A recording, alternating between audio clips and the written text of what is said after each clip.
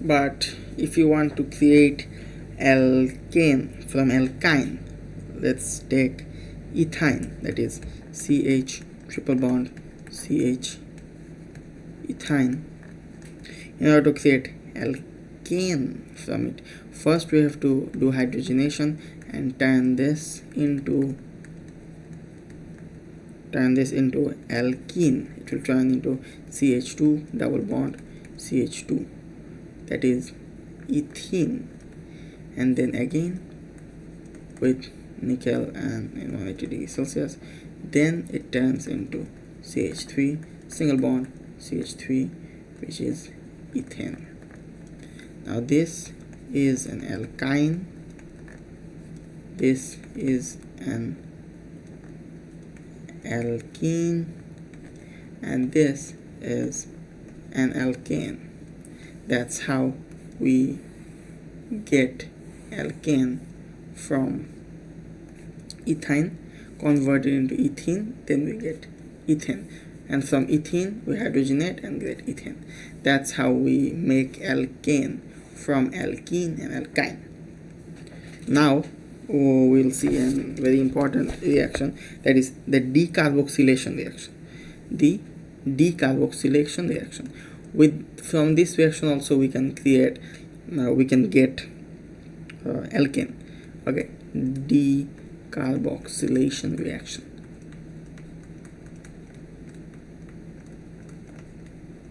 So once you see it, you'll understand why it's called decarboxylation, because the carbon number decreases. But first, let's take sodium ethanoate.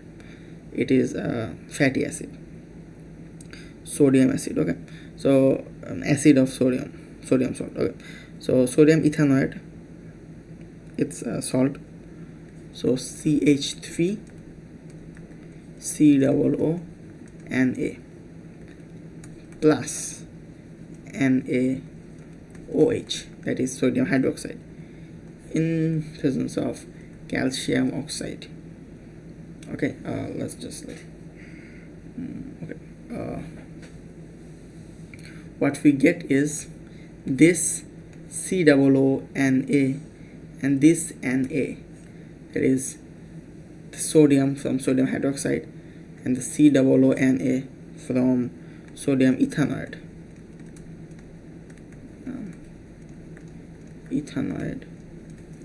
And this is sodium hydroxide, and this is calcium oxide. What we get, this let me write here, this COO Na and this Na creates Na2CO3. okay, this is sodium bicarbonate.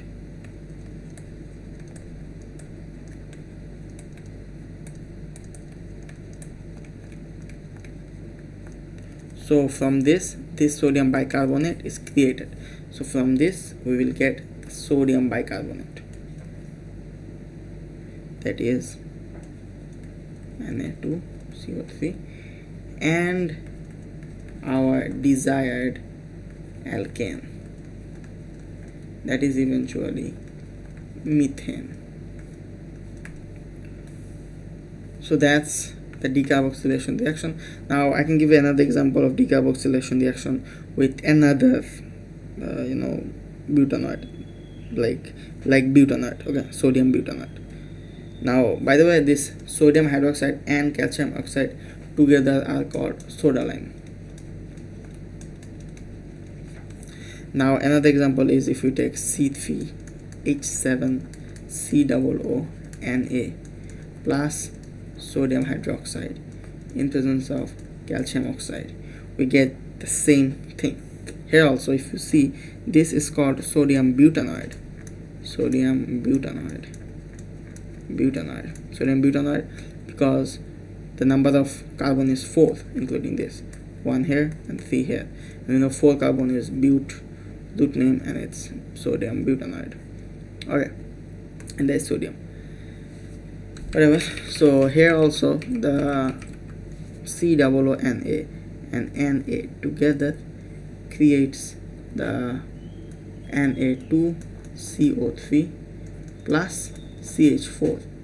Here it's not CH4, sorry, here it will be, as in the reactants what we have is 4 carbons hydrocarbon. Now we will have is 1 carbon will decrease as it's decarboxylation. That means carbon number decreases. Okay, carbon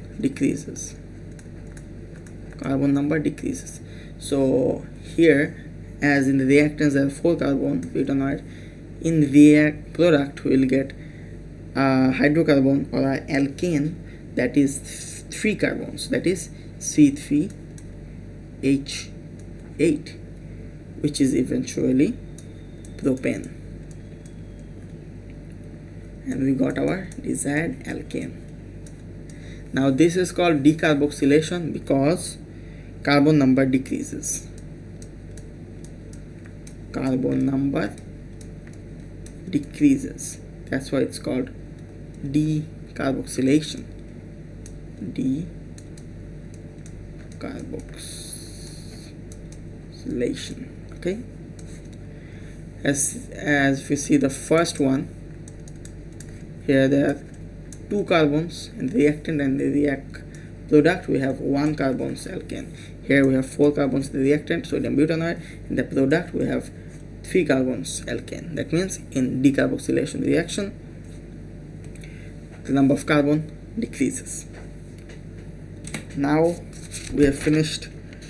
We have another important one, that is we have learned the decrement of carbons to create alkane.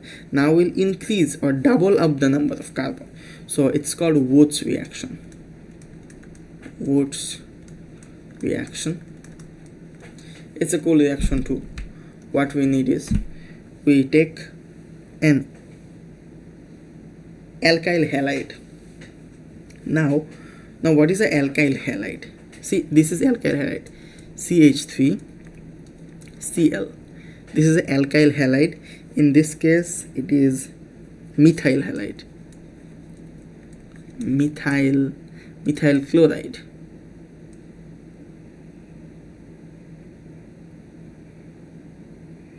Methyl chloride. Okay, so methyl chloride is an alkyl halide. Now you may ask, what is an alkyl halide? An alkyl halide is, let's see here, if we take an alkane, okay, CH4, and let's say separate 1 hydrogen. Okay, we have separated 1 hydrogen. Now it is C3, and add a halide or halogen. Let's take Cl, like this. Okay, so from CH4 we turn this into CH3 and take 1 hydrogen out and insert a chlorine in here or an halogen in here, that is an alkyl halide. Okay, now this is methyl chloride, like adding an halogen with this radical. Okay, now for the Wurtz reaction, what we do is, in the Wurtz reaction we take this alkyl halide. And from this we create an alkane. So first of all, let's take CH3Cl, that is methyl chloride,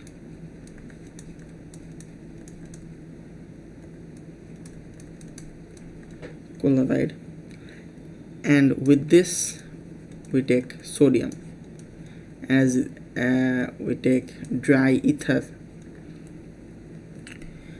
That creates is this Cl and this sodium together create sodium chloride, NaCl, and the remaining CH3 becomes an alkane. That is, it doubles the number of, as I said, it doubles the number of carbon. So if I have one carbon here, now I will have two carbon, CH3, CH3. Now I have is ethane. So in Wurtz reaction, it doubles up the carbon number. Up the carbon number. Okay, so this is like the whole thing for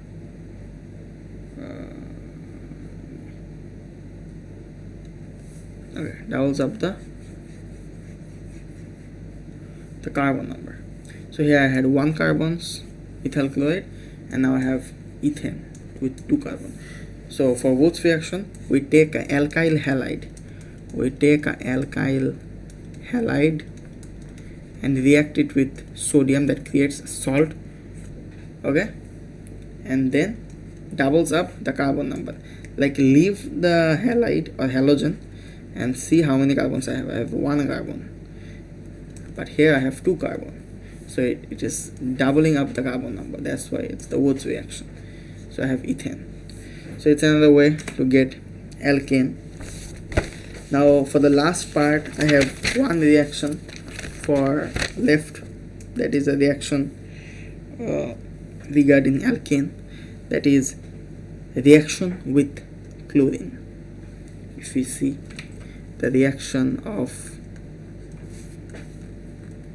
alkane with chlorine,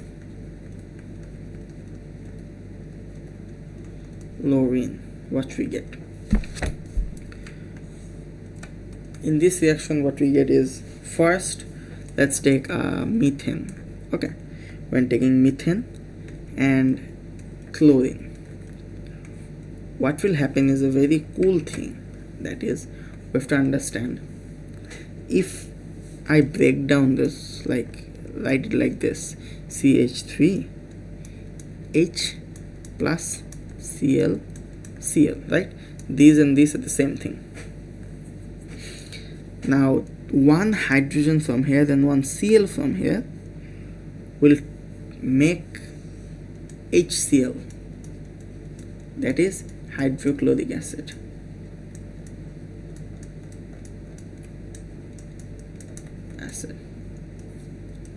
And the remaining CH3 and Cl will bond together.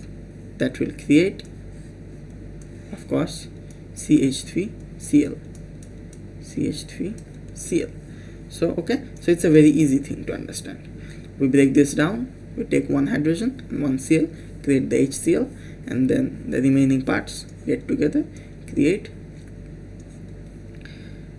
it's also alkyl halide, right? Now whatever we are doing is called chlorination process. Okay, I just gave you an example. Now we'll show the whole chlorination process. So in chlorination process, what happens is, if we start with methane,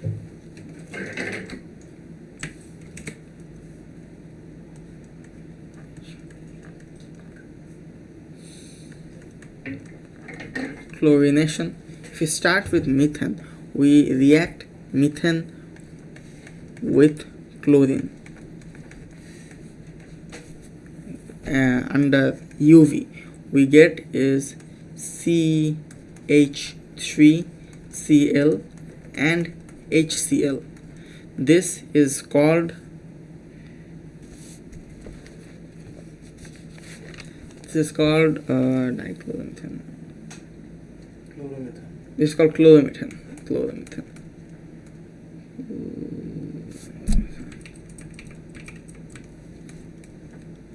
This is called chloromethane and hydrochloric acid. Then we take the chloromethane and again react it with Cl under the UV.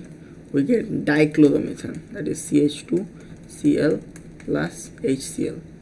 This is dichloromethane.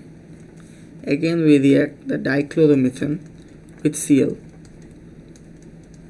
under the UV, we get trichloromethane, CHCl plus HCl. This is trichloromethane. And at last, and also the chlorine number will increase. And at last, as every time we're adding a chlorine, so the chlorine number will increase. And at the last, the CHCl plus Cl under UV, we get a CCl4 and HCl. Now this is called tetrachloromethane.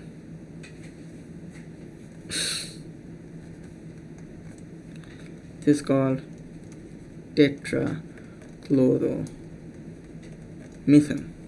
So here, every time the chlorine number increases and hydrogen number decreases. So it's the chlorination. CH4Cl creates CH3Cl chloromethane. Then again CH3Cl plus Cl increases the chlorine number and decreases the hydrogen number as it goes here. So CH2 Cl2 dichloromethane. Then CH2Cl2 with Cl in UV creates CHCl3, that is trichloromethane, and hydrogen chloride, hydrochloric acid. And then CHCl3 plus Cl under UV creates CCl4, that is tetrachloromethane, and HCl. In chlorination, every time, first we start with methane and chlorine, the chlorine number increases and hydrogen number decreases. This is the last of alkyl.